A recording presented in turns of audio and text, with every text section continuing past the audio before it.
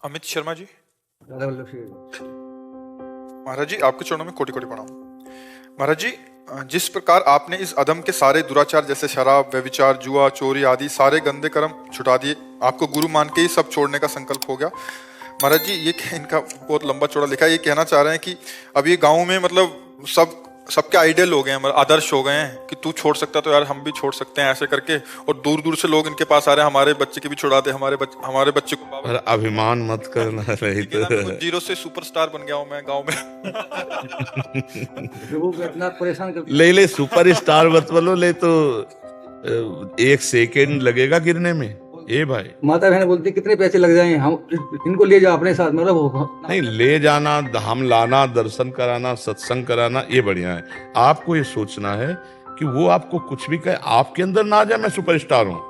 आज सत्संग सुने थे, इनमें से कोई सत्संग सुने थे? गोपी जनों को क्या आया, यही आ गया। मैं ब्रह्मांड में समस्त स्त्रियों में सर्वश्रेष्ठ हूं, भगवान अंतर्ध्यान हो गए। ये ज्ञान विज्ञान भक्ति ये सब खत्म हो जाएगा। अभिमान आ गया तो पतन निश्चित हो जाएगा। इसलिए अभिमान से डरो। ये जरूर है, संत कृपा भगवंत कृपा, कहो कृपा ते कहा ना हुई, सब कुछ हो सकता है। तो आप डिब्बा बनो, डिब्बा में पावर नहीं होता, इंजन में पावर होता है। इंजन में 2-4 लोग होते हैं, डिब्बे में 100 लोग बैठ सकते हैं। डिब्बा बनो, इंजन भगवान को रखो कि हम तो भैया कुछ नहीं, संत महात्मा भगवान की कृपा से आप भी वृंदावन चलो, आप भी सत्संग सुनो, बिहारी जी के दर्शन करो, आपका मन बदलेगा, जरूर बदलेगा। ऐसी भावना करनी। वो ये बोलते हैं कि आप कोई बाबा हैं आपके, वो बेचारी इतनी पढ़ी लिखी नहीं है। अच्छा। जब तुझ जैसा छोड़ सकता है, क्योंकि मैं इतनी शराब पीता था कि मैं नालियों में गिर जाता था। कुछ भी आप कर सकते हो, भगवान के अंश हो, ये छोड़ना क्या बात है। आप भगवत प्राप्ति, आप दिव्य सिद्धियां प्राप्त कर सकते हो, आप दिव्य शक्तियां धारण कर, पर दैन्य होके अहंकार किया तो पतन हो जाएगा। बड़ी कृपा भगवान के कि आप अच्छे आचरण में चल रहे हो और ये काउंटर लिए, इसका मतलब नाम भी जप कर रहे हो। हाँ, पर दैन्य रहना। जब तुम्हें कोई कहे तुम बहुत अच्छे हो तो उसके चरणों की तरफ देखो, प्रणाम करो, भगवान बचाओ, कहीं मुझे अहंकार। सम्मानम कल्याति घोर गर्णम नीचापमानम सुधा, श्री राधा मुरलीधरो भज सके वृंदावन माते। सम्मान को विष के समान समझो, अपमान को अमृत के समान समझो, राधा माधव का भजन करो तो निकल जाओगे। हमारे भगवान को अहंकार पसंद नहीं है। अगर हम किसी पर अभिमान अपने गुणों का करेंगे और दोषारोपण करेंगे तो निश्चित वही दोष हमको गिरा देगा। इस सृष्टि का बहुत बड़ा मतलब नियम है। हम दूसरे की दोष निवृत्ति की बात सोचे पर निंदा न करें, भगवान से प्रार्थना करें पर अपने में श्रेष्ठता न करें। अपने में श्रेष्ठता करेंगे तो माया ऐसी महीन गति से आएगी कि ठीक जैसे वो वैसे हो। तो अभिमान नहीं करना, अपने में गुणाभिमान, दूसरे में दोष दर्शन, तो पतन निश्चित हो जाता है। जी दीपक जी। राधे राधे महाराज। राधे राधे महाराज जी। महाराज जी, हमारे कर्मों के कारण जो दूसरों के कर्म बिगड़ते हैं, क्या उसका फल भी हमें भोगना पड़ता है?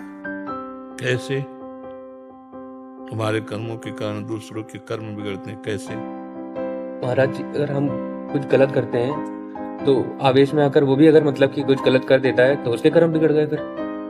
लेकिन उसका विवेक अगर काम कर जाए, बुद्धि काम कर जाए और अपने को बचाना चाहे तो बचा सकता है। तुम किसी के कर्म बिगाड़ नहीं सकते हो, तुम अपने ही कर्म बिगाड़ सकते हो। वो अपने को अगर बिगाड़ना चाहे तो बिगाड़ सकता है। वो आवेश में अगर आता है तो अज्ञानी है, समझ रहे हैं ना। तो आपको जो जितना भी आप कुछ करेंगे वो आप अपने लिए ही करेंगे, आप समझ लीजिए। आप अगर दूसरे को अमृत पिलाते हैं तो उसका परिणाम भी आपको अमृत ही मिलेगा। दूसरे को विष पिलाते हैं तो आपको परिणाम भी विष मिलेगा। वो आपका ही कर्म है, आपका ही है। अगर आप दूसरे को पीटते हैं, वो दुखी होता है, वो क्रोधित होता है, तो उसका कर्म नहीं बिगड़ता है, उसका सारा कर्म आपका बिगड़ रहा है, समझ रहे हैं। वो व्यथित हो रहा है, वो दुख। इसीलिए कहा जाता है परोपकार करो, दूसरे को दुख ना पहुंचे ऐसी वाणी बोलो, दूसरे का अहित ना हो ऐसे कर्म करो। मानव जीवन बहुत सुंदर जीवन है, पशु जीवन थोड़ी नहीं। पशु जीवन में जब जहाँ जैसे प्रारब्ध हुआ वैसा वहां कर होता है, उसमें विवेक नहीं, बुद्धि नहीं। मनुष्य जीवन विवेक प्रधान है। इसमें हम अपने को भी पावन करें और दूसरों को भी सुख पहुंचावें। तो हमें लगता है कि मनुष्य कुछ भी अगर करे, अगर जैसे मानो इसको गाली दिला दूंगा, गुस्सा दिला के, तो इसका अहित हो जाएगा तुम्हारे। मान लो जैसे इस सिद्धांत से वो उसका गुस्सा होना, उसका गाली देना और तुम्हारा ये संकल्प सिर्फ तुम्हें बाधा पहुंचाएगा, उसके ऊपर लागू नहीं होगा, क्योंकि आपने संकल्प करके किया। ईश्वर देख रहा है ना आपने जो। अगर ये है कि मैं इन चार को सुख पहुंचाऊं, फिर भी वो गाली देते हैं, तो आपको परम सुख मिलेगा और उसको दंड मिलेगा, क्योंकि वो अपना कर्म कर रहा है आपके द्वारा। हाँ, तो यहाँ ये देखना है, हमारे द्वारा किसी का अहित न हो, किसी का अमंगल न हो, हम ऐसे कर्म करें और दूसरों को सुख पहुंचाएं और नाम जप करें। बिना नाम जप के बुद्धि प्रभु पवित्र नहीं रहती। बुद्धि तो आवेश दिला सकती, लेकिन विवेक बचा लेगा, और विवेक होता है भगवान के भजन से, सत्संग से, शास्त्र स्वाध्याय से। तो हमें लगता है सत्संग सुने, शास्त्र स्वाध्याय करें, नाम जप करें और अपने कर्तव्य को भगवान की पूजा समझे, और सब में भगवान बैठे हुए हैं, पक्का समझो बच्चा। ये तुम काट नहीं सकते कि बिना बिजली के चल रहा है, नहीं, इसमें बिजली है ना, ऐसे सब में भगवान विराजमान है। तो हम मंदिर में जाके तो साष्टांग दंडवत मारते हैं भगवान की, और इस मंदिर में जो भगवान बैठे हैं उनको हम क्लेश दें या शांति दें तो मंदिर वाले भगवान तुम्हारा कल्याण नहीं करेंगे। सब में बैठे हुए भगवान जो हैं, अगर इनको रिझा लो तो बढ़िया बात बन गई। परहित सरिस धर्म नहीं भाई, पर पीड़ा सब नहीं अगमाई।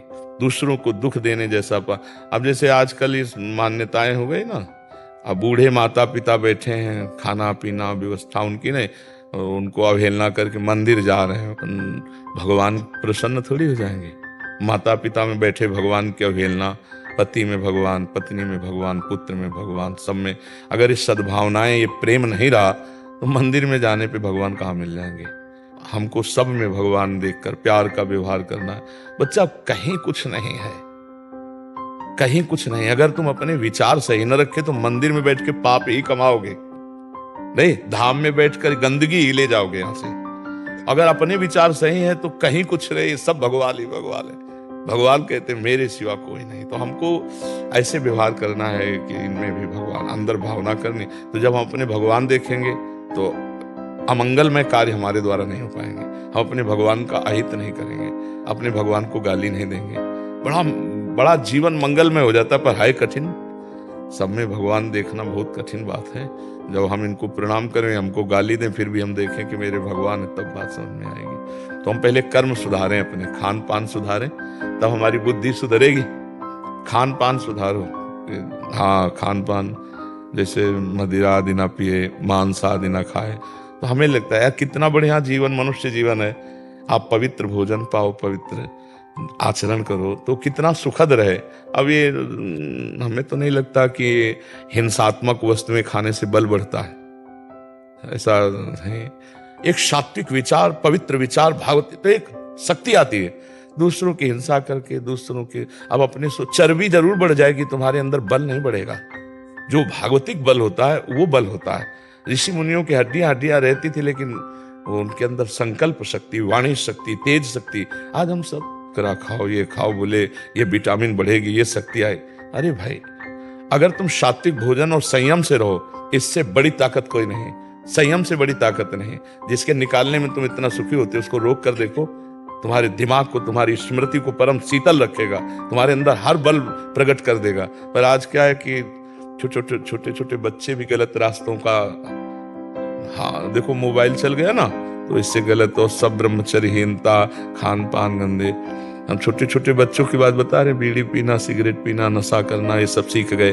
तो ये सब क्या उन्नति करेंगे, क्या उन्नति। अब ये जब बड़े होंगे तब इनको नशा चाहिए। अब नशा चाहिए तो माताओं बहनों की जंजीरें निकालेंगे, है नहीं, चोरी करेंगे, अपने घर की चोरी करेंगे, बाहर की चोरी करेंगे। तो हमें लगता है व्यसन रहित रहे, गंदा भोजन न करे और दूसरों का हित करे, अपने कर्तव्य का पालन करे और जितना बने नाम जप करे। इससे बढ़कर कोई साधन ही नहीं। फिर तो बैरागी संतों के लिए है कि भाई 8 घंटे पद्मासन में बैठ के जाओ, 10 घंटे। ये गृहस्थों के लिए नहीं, गृहस्थों के अपने कर्तव्य की पूजा। समझ रहे हैं आप?